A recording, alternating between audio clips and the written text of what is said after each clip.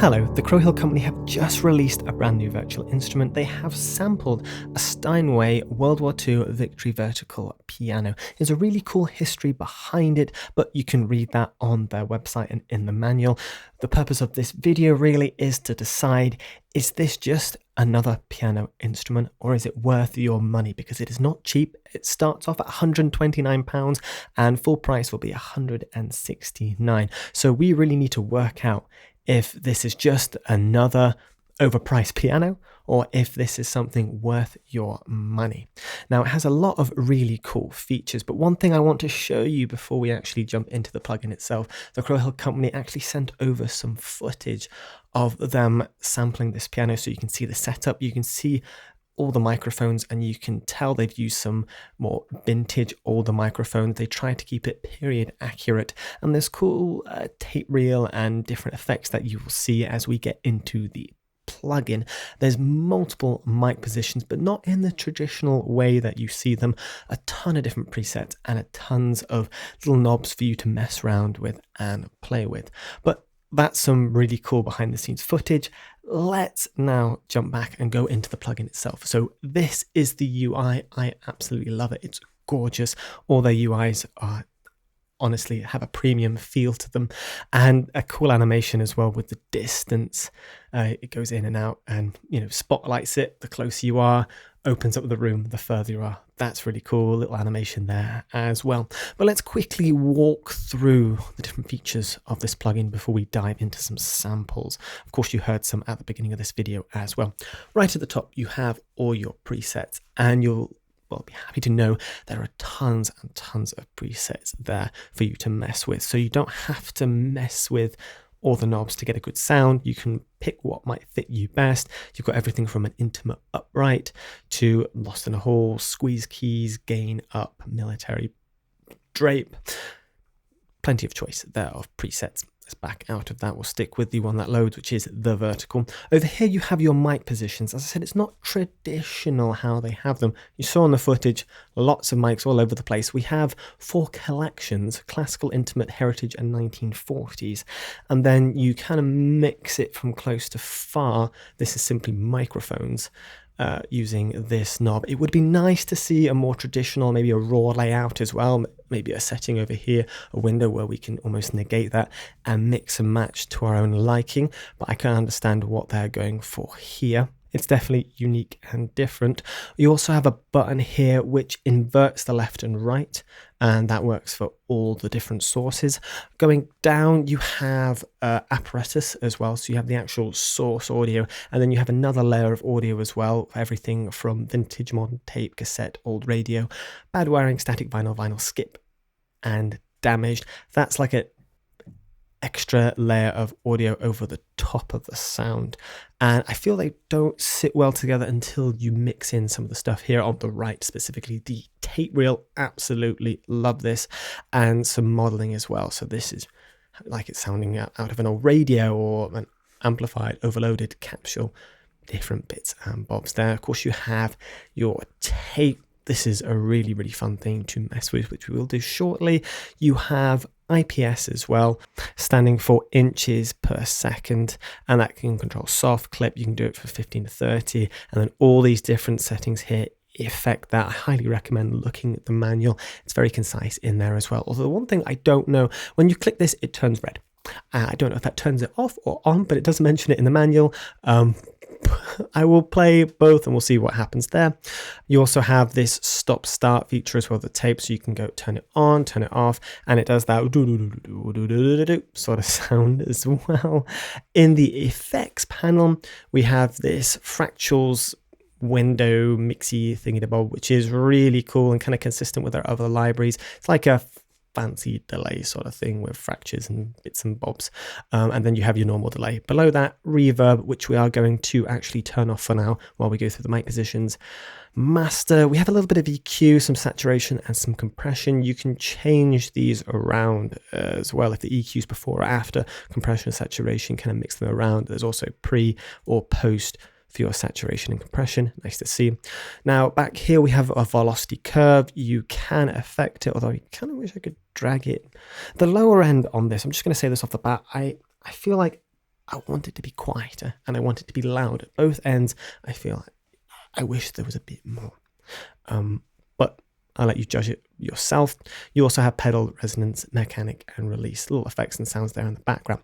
That is the overview of the window. Let's now jump into the sounds. We're going to go straight for the mic positions. I've turned our reverb off so we can hear the raw. So we'll start with a classical, work our way through. We'll mess with the distance as well so you can hear and make sure our noise is completely turned off. So classical, as close as can be.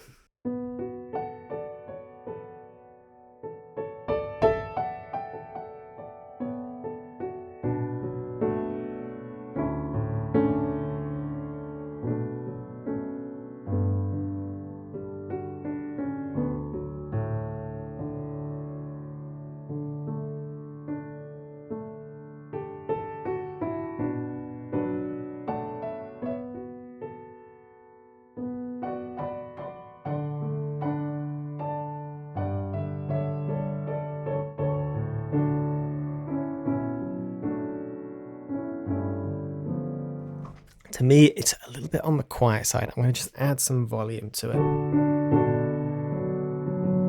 Even when we're close. Do like how close that gets though. But that's the classic. Let's go for intimate.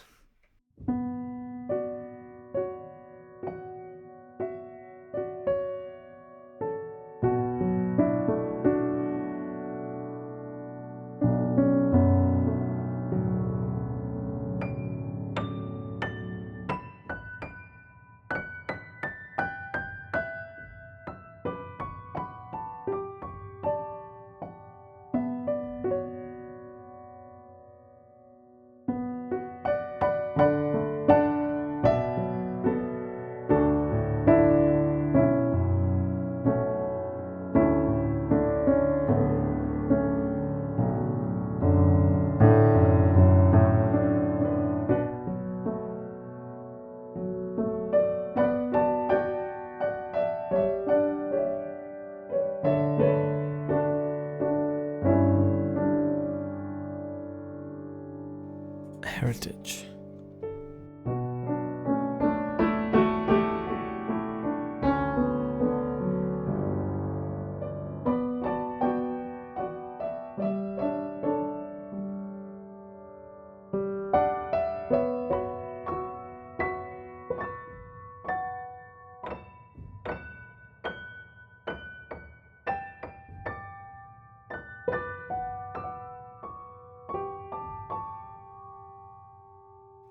(1940s).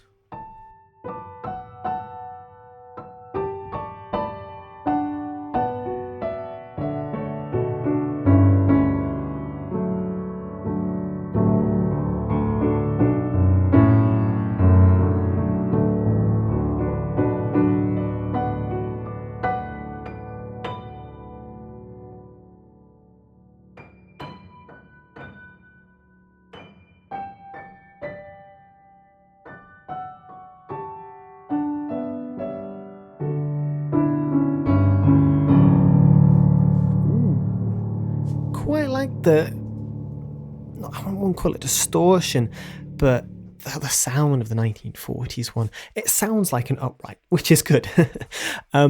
Overall, nice selection of mic positions. I am definitely more on the preferable side of the up close and intimate. Overall, you can, I feel, tell the difference between the microphones. The classic is more of your modern normal sound. Intimate is intimate, while your heritage and 1940s have a more trebly and I won't say compressed, but basically it just has that heritage, that more vintage sound. I hope you know what I mean there.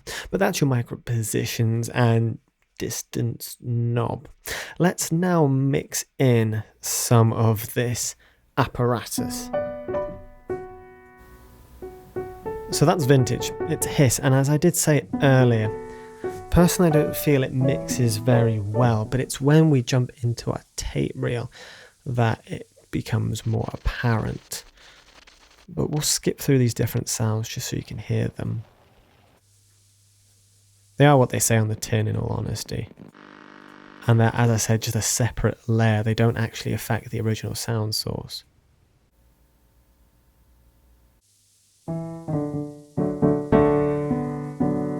But it's when we start mixing in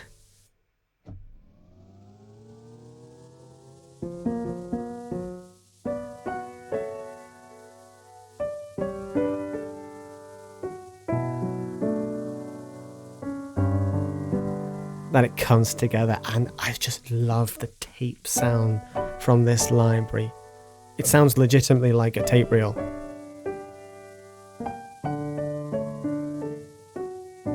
Still a little bit too clean. Well, we can add some modelling in. And you've got a fair few choices here.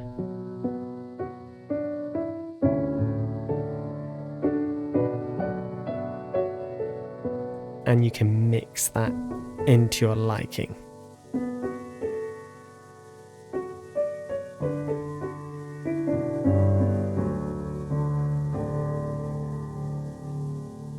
Now you also have this looping feature as well, which goes up to 16, I believe, 1 to 16, which is pretty cool.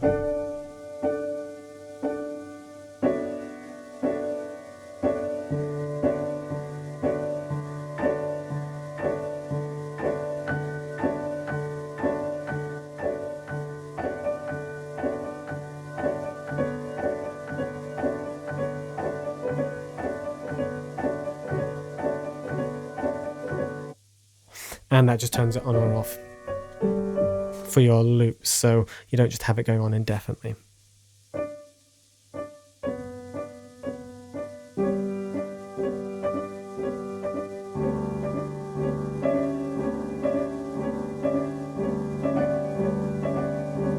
Very minimalist in my opinion, but I really do like that added feature. It's a fun effect to kind of mess with. Let's turn our noise a bit down there.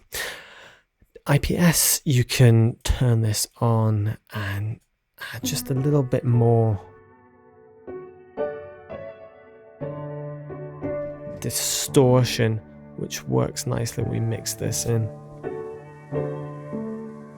Maybe we'll go for like an old, yeah, we've got the old radio vibe.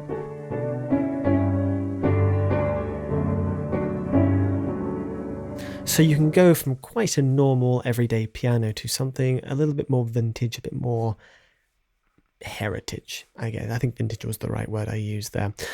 Let's stop talking and move on to our effects. So we've messed with the tape reel. That's a lot of fun. Turn that completely off. This is where we get the fractals.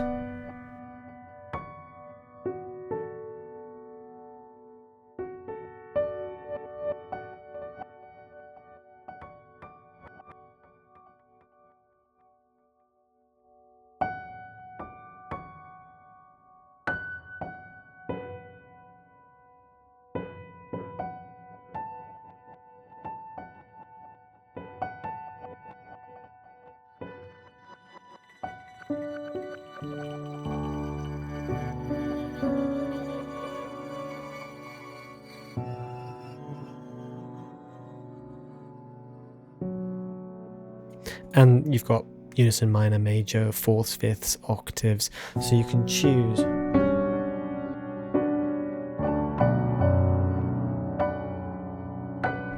how funky you want your fractals to be. So that's your fractal delay. You do have a normal delay down here as well.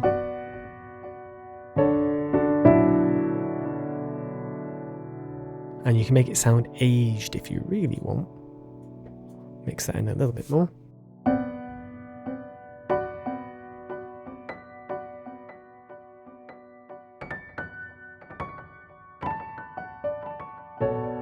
Or go crazy and mix both in.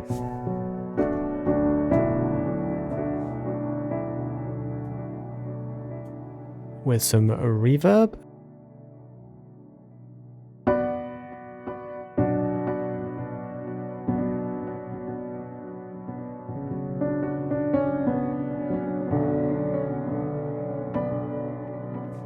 And then don't miss this button here, this freeze button. It freezes the reverb signal and gives it honestly a very cinematic sound.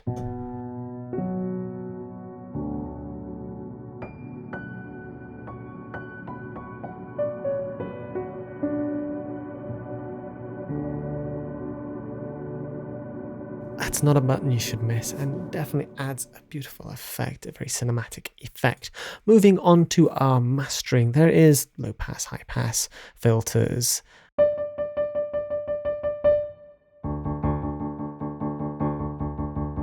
You can definitely hear them, but they are quite subtle, and in all honesty, if you want any more extremes, you can EQ this. And then a low pass, high pass filter. So there's that inbuilt if you really want to mess with that. Pretty box standard and simple. Saturation, you can put it pre or post. Wow.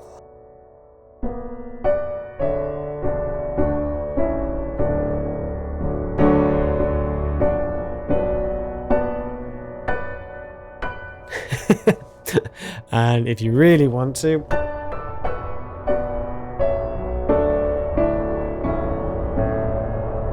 completely saturate your piano, so there's that option.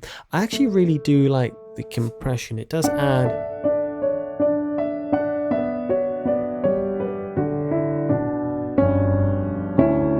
could just be me, but adds volume, which, you know, volume sounds better. More volume sounds better, so there you go. But bit of compression honestly helps to bring this piano out of the box. And then last but not least, we have our settings in the background. I like the humanize button because it just adds some variation in velocity layers and positioning, especially if you're doing MIDI and you can't be bothered to go into the nitty gritty and set everything. That can add a lot. Offset, very important when you're messing with multiple different plugins from different companies.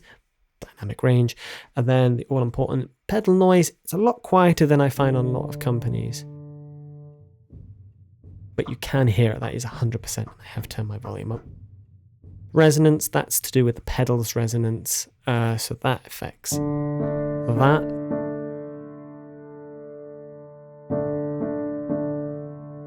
You can tell it just pulls that haze back almost over the pedal. Mechanics, just the hammer. It's that clicky sound.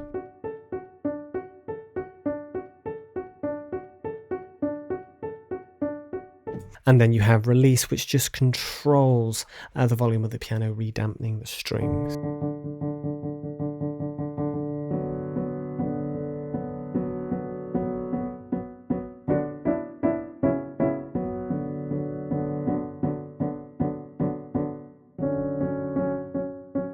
I do find these settings to be quite subtle, but they are there, they are prevalent, especially that pedal mechanic. The release, again, quite subtle, but it is there. So that is all the settings. I feel it's time to flick through a couple of presets without me talking, just so you can get a flavour of the stuff that they've created without me being like a bull in a china shop and pressing everything and creating some very interesting and unique results. So, the Victory.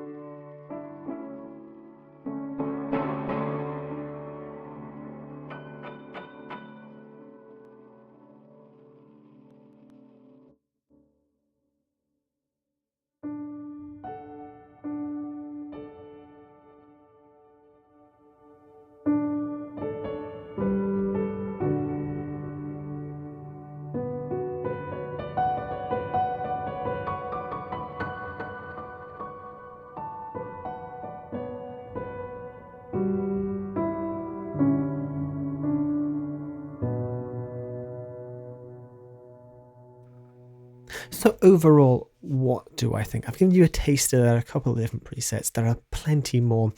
If you're looking for your everyday bog standard piano, just a piano you want to be a piano that sounds like a piano, this is not the product for you. There are definitely cheaper options out there.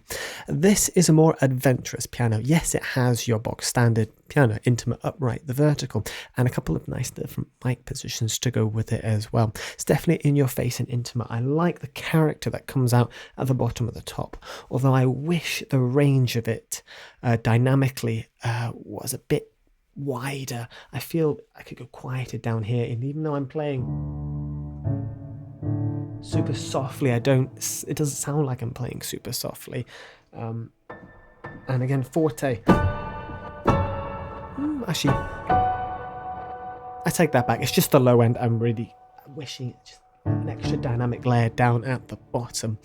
I really like the fractals and delay. It just adds a bit of texture to your sound. While again, I wish the pedal, the resonance, the mechanical release, I wish those sounds were a bit louder as well. Nice the fact that you can effect the velocity curve, and overall it's a really nice, polished, beautiful UI. Honestly, it's very inviting. I want to go in, I want to dive in and mess around and play and twist knobs and see what happens. And I definitely recommend that if you get this product, have a mess around, have a feel for what you like. Another thing, I wish you could save your own presets. I don't know if you can. I don't think so at the moment, but that would be really nice. I'm just looking now to make sure I'm not talking out of place here. But it'd be nice, once you've created something, to be able to save it as well, but that's not currently possible. The recording of this video might hopefully be in future, who knows. But again, I really like it. It's a very versatile, fun piano to play with. You can create many different sounds with this, especially on the more heritage tape saturation. I think that's kind of the aim of this. It's a historic piano that they're trying to preserve, and I love the idea behind it, and in practice it does come out as a beautiful piano, something different. And with all of Crow Hill's paid product, you can definitely tell they're trying to take a different approach, and I'm loving it, and this is a great addition to what they already have. But is it worth your money? That's entirely up to you. You have seen me mess around and play with it. As I said already, if you're looking for a bog standard everyday piano, this might not be for you. But if you're looking for something more vintage and tape saturated, this might be the product for you. But thank you so much for watching. I'll see you in the next video.